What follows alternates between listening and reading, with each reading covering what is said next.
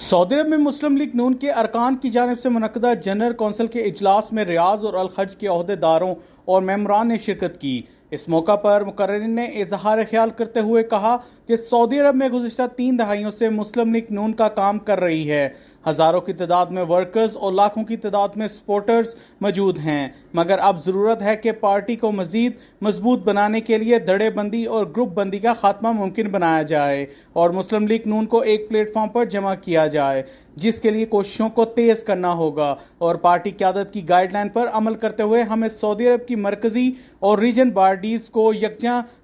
کر کے آگے بڑھانا ہوگا۔ اس کے لیے ہم مثبت کوششوں کا ساتھ دے رہے ہیں۔ جنرل کونسل کے اجلاس سے مسلم لیگ نون ریاض ریجن کے صدر خالد اکرام رانا، الخلیج ریجن کے صدر امانت علی سمیت مرزا منیر بیگ، راشد مہناز، سردار شعیب، صدیقی مجاہد ندیم رامے، راجہ عابد عزیز، راجہ یعقوب سمیت دیگر نے بھی اظہار خیال کیا۔